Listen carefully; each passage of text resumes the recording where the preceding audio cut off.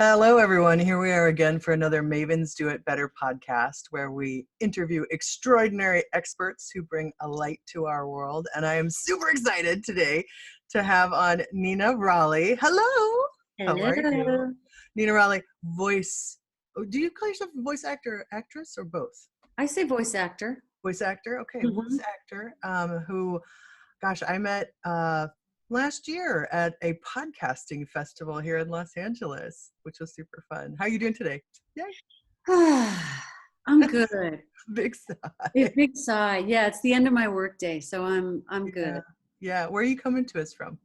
I am in Boulder, Colorado. Oh, wow. It's sunny and beautiful and like cold. It's 24, 25 degrees. And we've just been getting snowstorm after snowstorm. Right. I'm all bundled up. I've got my mucklucks on. And I'm like shivering here with a hot cup of tea. Perfect. Yes, I'm coming to everybody today from my HQ in Marina Del Rey. It's also sunny and clear, maybe a little bit warmer than Boulder, Colorado, but I have a sweater on too, though, because we don't even talk about that. I get chilly here sometimes, but I've turned into a California weenie, I guess. I don't know. I'm not sure. It happens quickly in Southern California, doesn't it? Yes, it does. The blood thins out in a matter of weeks. I know. I lost my Michigan grit. I know. I know. May you never get it back. Who needs it? Yeah, really. Yeah. That's true. So we met at the Work It Podcast Festival here in LA, and we had this mentor-mentee networking program, and we all got connected together, and it was so cool. We ended up having lunch and talking and all of this stuff, and I wanted to have Nina on to talk about her beautiful career that she's had as a voice actor. And I know there's a lot of listeners out here who, they work in tech, but there's also a lot of artists as well. And so we've got the gamut of listeners. And I know lots of people are like, how'd you get started? Where did that come from? So would you share a little bit about that? Mm-hmm, sure. Yeah, I was living in San Francisco in the 90s. Okay. And singing in bands and working as a professional clown and having day jobs in wineries and all the things, and thought, how can I pull them all together into one thing? Mm-hmm. Because the starving artist routine was getting really old. That act. At that point. Yeah. That was just no fun. So I started taking voiceover classes and learned, I already had acting training, right, and music training. And I joined up with a school and started taking all these lessons. Right. And one thing led to another. They have agent nights in the classes. I booked an agent. She got me a job, et cetera, et cetera, et cetera. So that's how I got into it. It really was out of necessity. I needed some damn money. Yeah. Art's good and all, but at the time it was interesting. It felt, I was a bit conflicted because it felt like a bit of a sellout being this sort of avant-weird artist suddenly trying to do commercials. Right. It took a while to square that for me. Yeah, but you squared it, yeah? Yeah, it took a minute. Yeah. I worked a bit in the first few years. I got some jobs, and it was by no means my livelihood at that point. Right. It was really just, they were few and far between. And in 2000, I moved to LA to really pursue it full time. Yeah. And I'm not kidding. The day I arrived in LA, the Screen Actors Guild went on strike. Oh my God. And so I was sort of in that situation where, do I work? Do I not work? I'm not in the union. I'm eligible, but I'm not there yet. Oh, man. So it was between that and my sort of internal attitude of, what is the attitude? It was a bit of a superiority thing I had going on, I think, of like, I'm above this commercial thing. I'm a real artist. People use the word sellout, and if you do something commercial, get paid for it and stuff. So there's some stigma, I think, stigmata, or around that, for sure, right? I prefer stigmata. It's my Messiah complex coming through. But you know, it was just not meant to be for me doing voiceovers in LA. The Right. union was on strike. It was Yeah. fraught. I ended up doing other things. I was Hmm. making music for live theater, and it was wonderful. Oh, neat. So I let it drop for about 10 years. And Wow. then a lot of water under the bridge, a different phase of life, a little bit older, a little less to prove. I'd had a lot of deaths, you know, so I just had a Mhm. different, like I lost my mom, I lost my dad, Yeah, yeah. just been through more Right. and came back to it with a different voice, Yeah. a different attitude, and way different technology, Right. way different technology. Sure. So since then, that was 2011, I came back to it, and it's been gangbusters for the Wow. last, yeah, for the last 9 years, really. Yeah. Yeah. I was have you been watching Marvelous Mrs. Maisel at Oh, yeah, all? yeah, yeah. Have you gotten to the one where she's, I think it's this last season, where she's literally running between studios? Yeah. It totally made me think of you, and I wanted to bring it up here because it's like it when you just said technology, you know, back in the day, not too long ago, it was that you were going in to a studio, having a mic and something like this in front of your face and running around and having to like do it in person. And it was hilarious watching her run around New York City doing that. And will you talk about the changes in technology a little bit? Like what have you seen? What's been the most fabulous thing, besides probably being able to record just like this, right? Yeah. Right. Although I'm not a super uh, Yeah. tech savvy gal, Yeah. yeah, the big difference has been the ability to make a home studio, Oh, which okay. I am not in right now. I'm in I'm in a writing apartment that I have. Yeah. Different story. Yeah. Um, but Which I'm going to bring back up. okay, yeah. Yeah. Back Okay. in the day, I would have to drive downtown. I'd have to park the car. I'd have to go Right. up to the building. I'd have to wait in the lobby, and I'd have Yep. to do the audition. And you get one take, and you're done. Yeah. Now I get to live in quiet little Boulder, Colorado, and have Yeah. a real career in Los Angeles without the traffic. Right. Yeah. Which is amazing. It's nice, yeah. Yeah. Yeah. Right. It's it's been a learning curve for me. First, I Sure. started working with GarageBand because it was preloaded on Macs, Right. and so I've learned some other softwares since then, other editing software, Hmm. and I still, you know, I really got started just with this little bitty mic that I have, a $200 mic. Right. Wasn't a huge outlay in the beginning at all. Hmm. So Right. it's super empowering to be able to Yeah. do that Yeah. myself. For sure. I mean, Yeah. that said, I do still have a bit of the old school, I am the voice talent. Yes. So when I book jobs, I always request that I go into a studio to do the job. Mm. I Okay. prefer not to also be the engineer. Right. Right. Okay.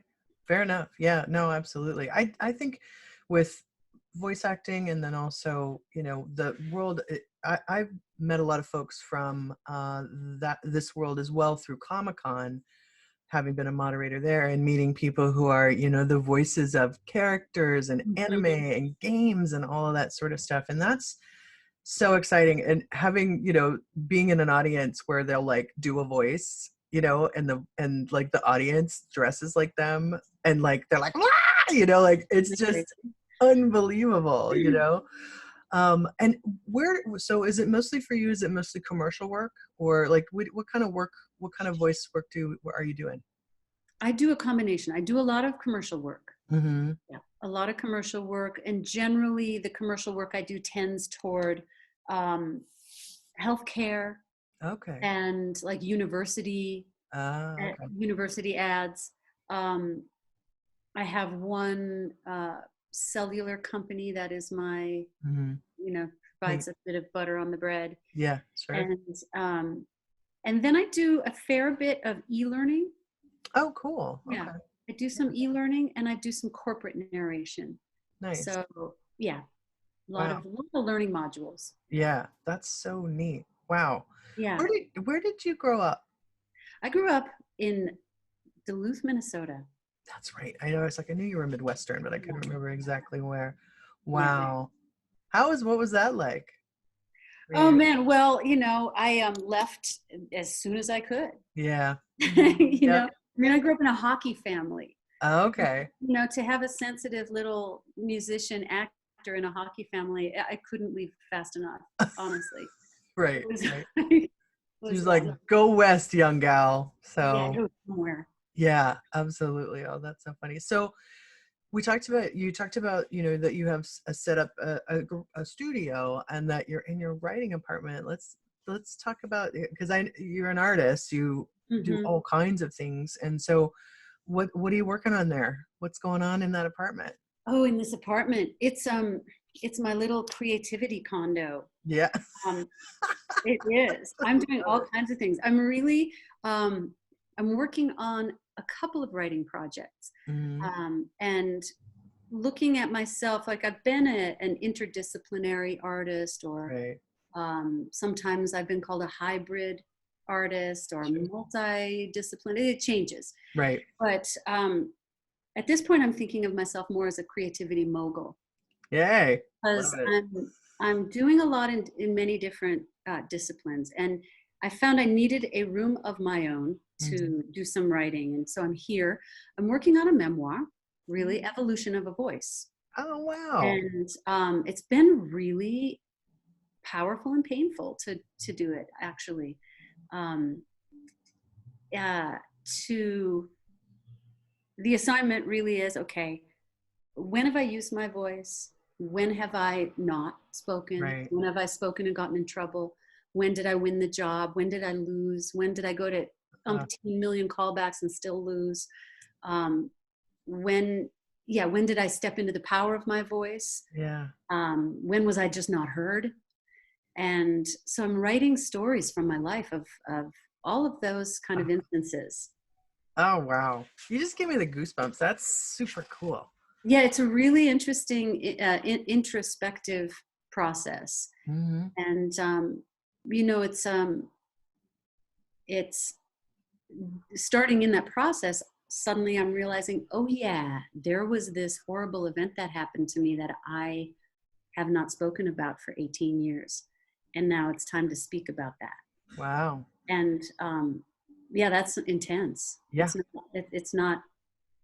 It's no joke. Yeah. There's no joke. Yeah, there are Yeah. ways that I've really shut my voice off. And so to be Wow. making a living with my voice at this point and to be writing about voice, it's all very rich right now. Yeah. Yeah. Multi-layered for sure. Yeah. And I think, it's like digging into your past and looking at things and remembering and all of that. Man, it's so fun. But sometimes you're like, whoa, wasn't Yeah, expecting that.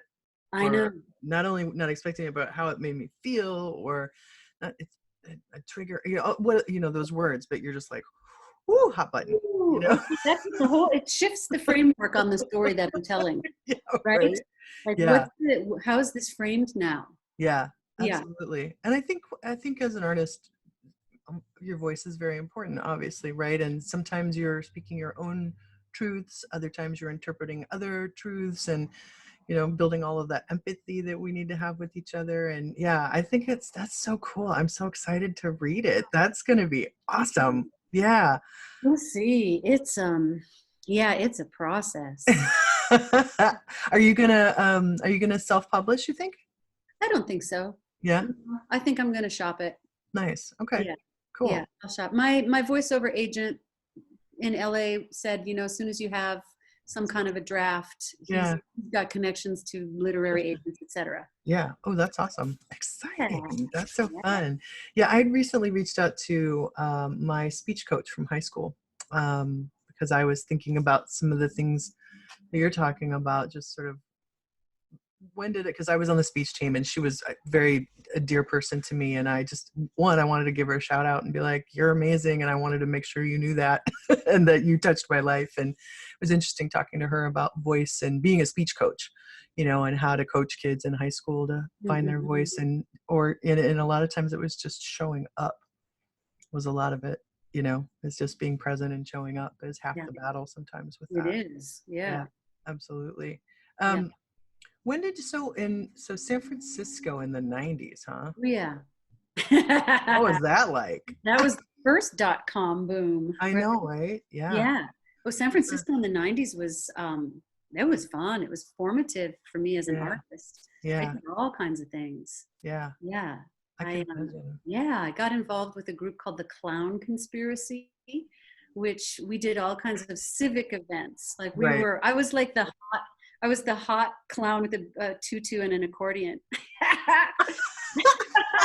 I love it. Do you know the clown band Gooferman? No, Do you know those? Okay, I know them from Burning Man and this area. Bay Area, and there was a troupe called Vaudeville Mhm. that I actually ended up hiring a clown band and the Vaudeville with antics and all of that stuff for a Microsoft event down in San Jose at the San Jose Computer Museum. And after I did it, and we were in the middle of the event, and I was like, oh my goodness, I don't know, am I going to get fired?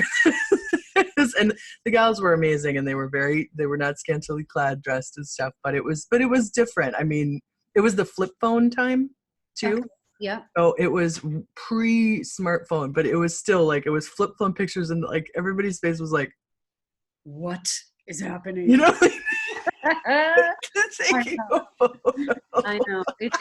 It was crazy. Yeah. That was crazy. And I sang in bands then. I sang in a band called Charming Hostess for 7 years. Okay. And I think Charming Hostess, there still might be an iteration of Charming Hostess going on up in the Bay. Oh wow. Charming Hostess. What a great band name. Great That's band. awesome. Yeah, putting the harm back in charm. Yeah. Are there albums or video or so? Where can There are all of the above. Yeah, I think we did Okay. 3 albums. Wow. And yeah, one was called Eat. One was called Punch. And then one came out under the band leader's name, Julia Eisenberg. It was called Dialectic, which was a beautiful, beautiful song cycle. Wow. So, yeah, it was, Charming Hostess was loads of fun. Yeah. And what else did I do back in the day? Yeah, a lot of clowning, and got into voiceovers. I was really in the I was sort of always, I'm going to skip that. Never mind.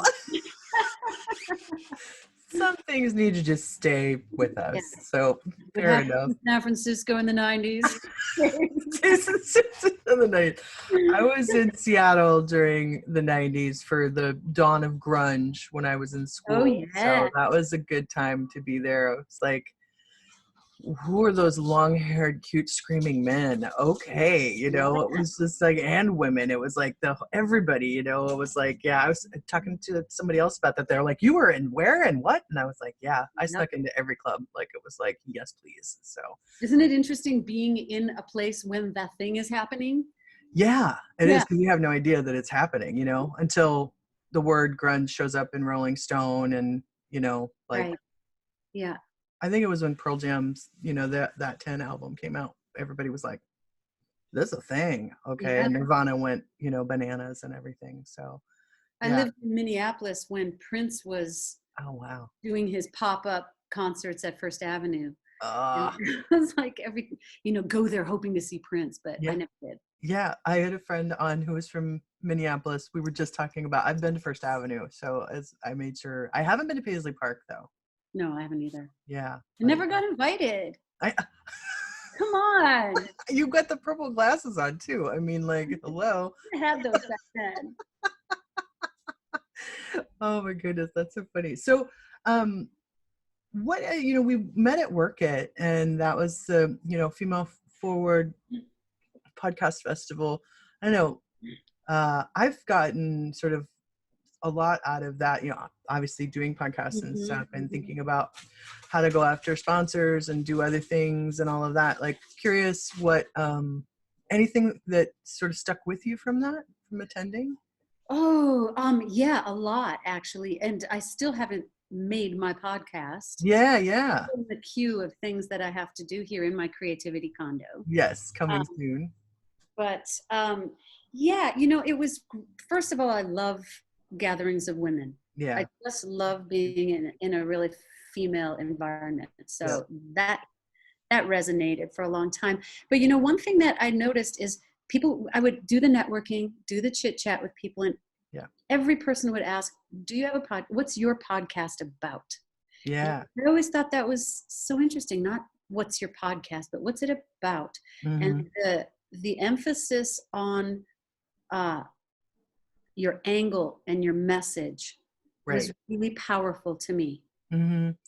Yeah. And that in meeting with Julia Turner from the LA Times, she was the gal that was connected with me, and she gave me, I thought, really wonderful advice, and saying similar things of like, there's a lot of really cool people with great voices who are doing interview style podcasts. What makes yours different? What makes you unique? What do you do every time that's, that your audience comes to expect from you? And I think that was really interesting too, because I think the more broad they are, unless you're maybe a celebrity or something like that, because you're going to draw because of your name, but I think it's about specificity Yeah. that, Yeah. and focus. Yeah. Can you share what yours is going to be about when you do it? um, What is yours about? what's yours about? You show me mine. You show me yours. So, in the about category, I would say it's about, broadly, it's about creativity. Yeah. Okay. And broadly, it's about empowering women's voices. Mm-hmm. And more specifically, it's about storytelling. Yeah. And sort of comedic personal development, comedic self-help. Okay. Something along, maybe that's it. What actually inspires me to make and put out in the world are small written pieces that I've done that I want to voice and make into sound art. Right. So Yeah. more than a real information talky podcast, Yep. I'm really interested in making a sonic journey kind of podcast where I pull my listener along from the first note to the last note. Yeah. With storytelling and sound art and poetry and instrumentals, with the over arc of Yeah. permission galore for your own creativity. Do you know? Yeah. Like, so that's where it's at. It's I pretty was like, permission galore. That's a good. You know my thing. Look, here's my Yes, you gave me some of that. I was like, that's yeah. I gave you a bottle of it. I know. I was like, I have some of that. I was like, that's so great. I was like, yay. Yeah. No, what do you think of that? How was my, it's not, I mean, what do you think? It's lovely. It's not too overpowering. It was just like simple and wonderful. Mm-hmm. I liked it. Yeah. I thought it was, and I love the bottle too, No, I mean the my pitch of what my podcast is about. Oh. But that's okay. I do love it. I think and you're starting up top in the big funnel and coming down, and so I think that's smart. I think I think be specific, about who your audience is, and I think that this is in marketing too. For example, there's all these tech companies that I work with, right? They all kind of do the same thing, and they all kind of say the same thing, and it's like, what makes you beautiful and unique, and how you service your customers, or what's the story, morning glory, kind of thing. And so, and I think that there's room for voices around the things that you're talking about, and there's an audience for that for sure. I think also, I think it's interesting where, like where you are in your life as well, what appeals to you as far as a podcast goes, and so I think that there is a growing number of, podcasts focused towards women, and I think it's appropriate because we're creators and we all are looking to help each other, which is awesome, so getting a perspective from someone who's done what you've done and lived the life you've lived, I think that's super exciting. And getting people to be more creative, and find their passion for something that isn't their job or their work, I think is so important. So So it's great. I'm glad you said the funnel image, because that's what it does feel like.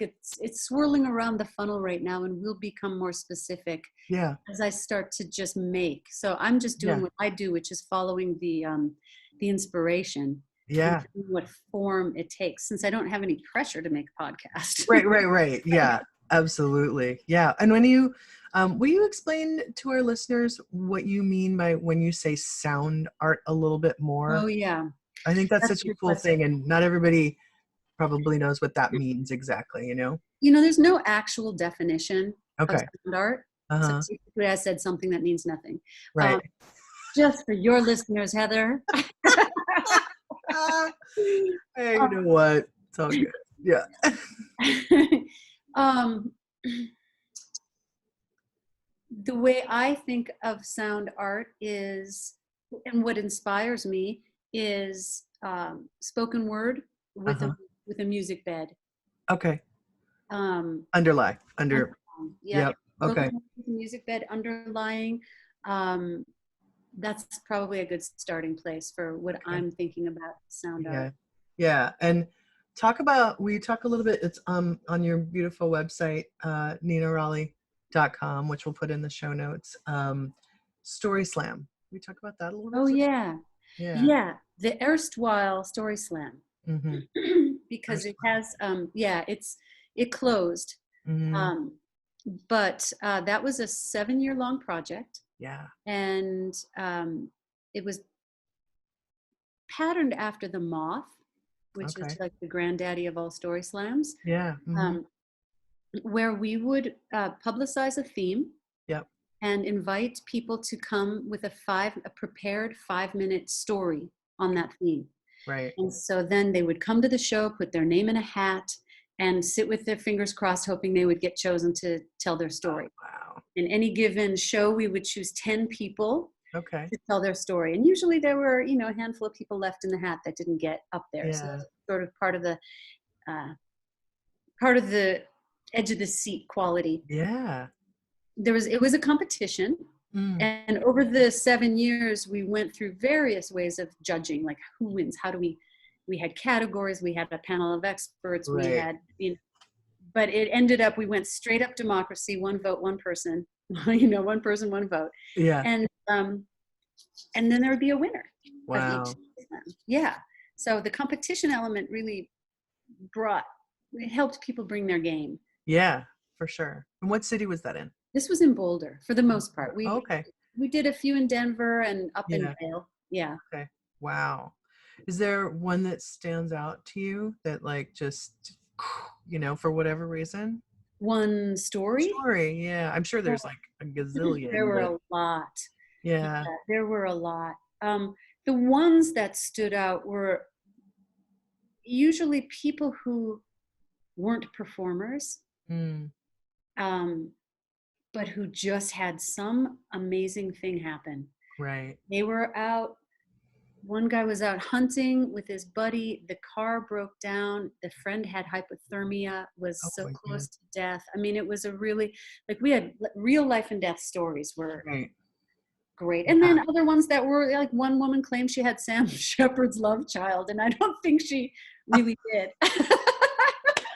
So, but I mean, I think she was a little like, I don't think she was dialed into the same reality that we all were, but her name was in Right. that. Yeah. Yeah. Okay. All Yeah. right. Did they have to be, were they supposed to be true stories? Yeah. Or, True. okay, Yeah. so Your own this life. was Your own your life. own life. Yep. Wow. Hmm. That's so cool. And so sometimes someone would come and say, this is my dad. This happened to my dad, and we'd say, it's not about your dad. Yeah. You tell your story. Right. So That's so cool. wonderful. I mean, it was a wonderful thing to be sort of a story midwife in that way. Yeah, And, sure. I used to, and I still do storytelling coaching with people to help them get, like, what are your points of your story? How Mm-hmm. do you get that down into 5 minutes or 10 minutes or however long your speech is, Right, right. and get the pith of the story out. Yeah, that's so cool. So you're voice acting an artist, obviously, and then your potential podcast is coming. You're writing a book, and you do coaching as well. Do you coach on other things besides storytelling? No, just, I do these creativity dates with people. Yeah. So Okay. I Right. do sort of just helping, like I'm a playtime aficionado. Like, let's just get you into your creativity. Yeah, yeah. Um, I love that. but I'm not doing any real marketing on any of that Right. actively right now because I'm trying to write a book. Yeah, Um, right. Yeah. Yeah, I'm a, I've been practicing Buddhism for 30 years and I'm a meditation instructor too. Wow. But all of those things that I'm offering as coaching and all of that, that's super word of mouth. If anybody needs me, Right. I'll be there. Yeah. But, Right. No, that's super cool. I'm I was going to ask you about personal brand too, because that's something that mm-hmm. I work on a lot with folks and our listeners. And, you obviously have a website and all of that, but that's mostly for the voice work. Yeah. Yeah, the website is aimed at showcasing me as a Yeah. voice talent. Right. And it's aimed at voice buyers. Right. Right. And right now I'm in such a transition artistically, having the Story Slam be over. So there's that whole part of the Yeah. website that will go away. Right. Right. Or go into the archive Yeah. pile. Yeah. It goes into the archive pile. And I'm really changing my focus from what's on that website. I'm Yeah. still putting myself out there as a voice talent. That's the main thing, and that's the engine. Right. Right. Right. Yeah. I absolutely stinking love it, and I love how much is available with video games these days. Like the acting is real. These characters are deep. Yeah. They're deep. That is so exciting. Yeah. Wow. Yeah. So between that and writing, I mean, my personal brand is morphing right now. Right. Sure. And I'm looking more at this creativity mogul title. Yeah. Where there's a podcast, there's voice acting, and then there's all the creativity workshops and coaching things that I offer. Yeah, absolutely. Where'd mogul come from? I mean, I know what that word means, but I know. It was, it was good. my manager. I was talking to her. She was like, how do we encompass everything that you're doing, Nina? Because you're really a creativity mogul. And we both went, ding. Isn't that fun how that happens? It's like, oh, it's kind of true. Although mogul implies that I'm making a lot of things happen for a lot of people. Right. And really, I'm not quite that extroverted at the moment. Right. You know what I mean? Yeah. Yeah. But room for growth always, right? I mean, yeah. Wow. So keeping things kind of quiet because you need focus to write a book. Yeah. And right. Wow. I was listening. It was so fun because, like getting to meet you and know you and then like playing your sound bites over there. Do you call that your reel now or what demo. Do you call it? Yeah, your demo. Your demo. Sure. Real. I just dated myself, so I guess, right? But it's still good. Yeah, absolutely. It's so fun to just like, I know your voice, you have a beautiful voice, and then to hear you kind of do your thing, is yeah. The Cleveland Children's Hospital or whatever it was. Yeah. Yeah. That's so fun. And so are you, with the video games, are you finding, like, are you playing, it's interesting, like say it's a pencil, and they happen to choose a woman's voice for it. Like, are you finding that like there's, you're playing all kinds of things like inanimate objects and like all that kind of stuff too, or is it Let's put mostly? it this way. I'll be perfectly honest. I'm getting auditions for a lot of different things, and I haven't broken in yet. Okay. Partly, I think, because the bulk of my work is so straightforward. It's so e-learning. It's so narrative that for me to then switch back into crazy monster mode, I'm not the best at it. There are people who are better at it. Right. So I'm working on that. Okay, that's cool. Yes, I am getting auditions for video games and for animation. Oh, the robot on the spaceship, or a French fry, or a blueberry head. Yeah. Or a monster. Like the video games will have these amazing descriptions of this person is a non-human, humanoid, something or other with an exoskeleton and wings and lives on a planet and feeds on blah, blah, blah. And they really are a proud race of beings. Their downfall is their pride. We'll get like this whole... I love it. That's great though. That's a lot to go on instead of like, it's a green rock, you know, or Exactly. whatever. No, it's great. It'll be like these people think that they can outmaneuver the dark side, but they really aren't as strong as they think. Or Yes, right. it's great because they like whoever made these games are so deeply imaginative and Yeah, thorough. It's awesome. that is so fun. I love it. I was curious. So you said, so 30 years as a Buddhist Mm. meditation. Is it your opinion that you think daily practice for meditation for yourself? And do you recommend that for other people? Yes, and yes. I in the beginning, like for the first 20 years, I was very disciplined about the daily thing. And I Yeah. was sort of endlessly curious about Mhm. what happens if I sit an hour a day? What happens if I go on a month-long sitting meditation retreat? What Right. happens if I go to a cabin in the woods and don't talk to anybody for 10 days? What happens? I Yeah.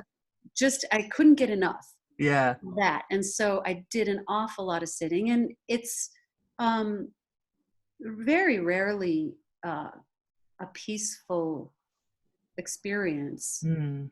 It's hard. It's hard Yeah. to sit still and just be with yourself, with Yeah. your mind bouncing around and Absolutely. all the things. Um, and in the last 10 years, I would say I'm less disciplined about formal meditation. Hmm. I'm I'm taking my meditation, quote unquote. I'm loosening the formality of it, and Yeah. sort of I do spend a fair amount of time just looking at the mountains or looking at the sky Right. Right. and resting my mind, but Yeah. um, less avid. Right. So, Or it has to be. Duh, duh, duh, duh, duh. yeah, a Yeah. certain way. And Yeah. that's the answer to have. And yes, I do recommend it to people. I mean, for a lot of reasons. One is to just take a moment Yeah. where you're not answering to anybody else. Hmm. You take 10 minutes a day to just have that. And you're not doing a spa treatment. You're actually sitting up straight with good posture. And you know, Yeah. the discipline of that, there's a real dignity to it. Hmm. I think Yeah. it's a good thing for people to just plug into at Yeah. least 10 minutes. 10 minutes a day is good. Yeah. Yeah. Cool. Thank you for that. Being a practitioner and someone who's done it, I was like, well, what do you think about that? So yeah, Mhm. no, that's cool. I was had a friend on, and another friend, and she was like, she was doing a hot yoga thing, and she was looking at how she was gonna miss one, and it was just like this thing, and it was like, you know what? It's okay to miss one. Yeah. Like, you know what I mean? Like we do these things to ourselves. We're like 30 days of this or blah blah blah, and those things are great and they teach us things, but it's also, we're human. We'll start up tomorrow, depending on, you know what I mean? It was just Yeah, interesting of really. like how both things are really powerful, I think. It's Right? true. I mean, it's interesting. This last summer, when the Story Slam ended, that was such an outlay of energy for Yeah. 16 years. Yeah. To have that over, I had this huge slice of time in my Yeah. life. Right. I also found that I got to a point of deep creative burnout. Mm. Like Yeah. the good part of my life is I've been able to craft my life with all of these wonderful creative ventures that I'm doing. Yeah. But the other side is it's a lot of output. Yeah. And so I hit a profound burnout. Mm. And really, because I work for myself, I was able to say, hey, okay, for the month of July, I'm going to lie on the couch. Yeah. I'm going to see what I can do if I Hmm. can do nothing Yeah. and make supine the default Yeah. position and make my motto do the bare minimum. Right. Yeah. And it was super instructive and really a bit embarrassing because after 30 years of meditation, I finally was like, oh, yeah, I could probably relax. Uh, duh. You know, like Because what? you're like, Oh, or whatever, right, right. go to this. I'm going to get it done. Yeah, yeah. Oh my goodness. Yeah, Wow. I What a know. revelation. I guess Huh. underneath it, it wasn't even that I was just intensely meditating. It was like Right. that underneath it, there was some belief that I wasn't enough. Mm. Just if I sat on the couch for a month, like Right. that would take away my inherent worth Right. somehow. Yeah. And it Absolutely. doesn't. I'm here to No. testify. It doesn't. Yeah. I'm gonna have a sip of mine too. All right, drink. Mm-hmm. Everybody drink. Water and tea. Very exciting. But ooh, that you just brought up the moments. Yeah, it's permission to not always be running at Mach 10 with your hair on fire. And not always have ambition to make a goal, get the goal, do the thing, do the steps, break it down, you know. Yeah. Yeah. It's been interesting to see what happens after that month.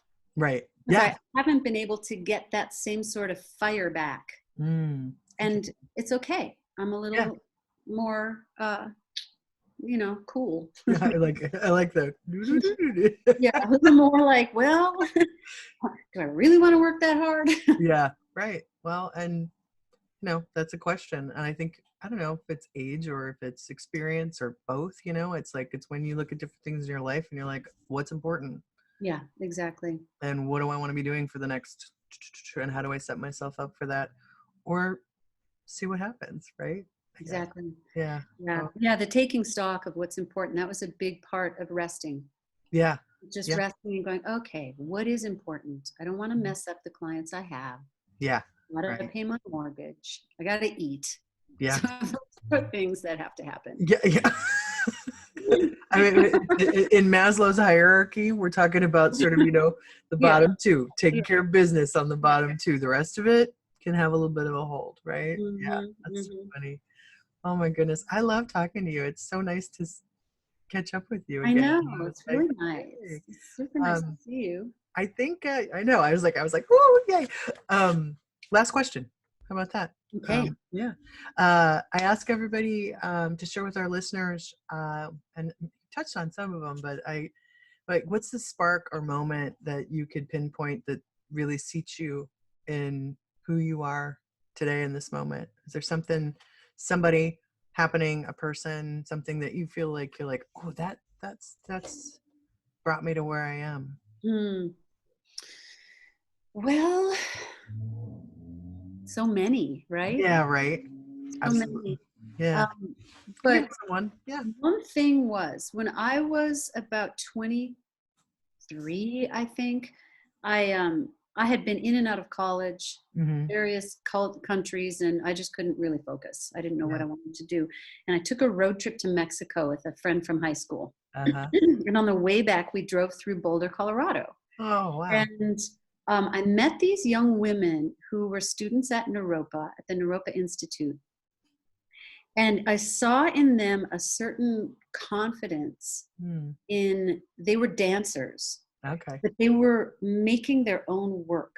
And this goes back to the podcast people. Like, everybody there was a maker. Yeah. Yeah. They were a maker. They weren't trying to be in someone else's show. They were making it. Yep. And I met these women, and they had such a sense of their own artistic vision and their own permission and their own voice that I was like, yes. And I moved to Boulder, and I went to that school, and I found my lineage of artists. Wow.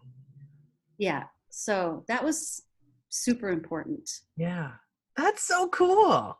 I love learning stuff about people that I'm friends with on the podcast. I'm always like, what? That's so cool. And how long have you been in Boulder now? I've been here. I moved back here at the end of 2002. So 17 years. Yeah. Yeah. Yeah. That's it's such a cool city too.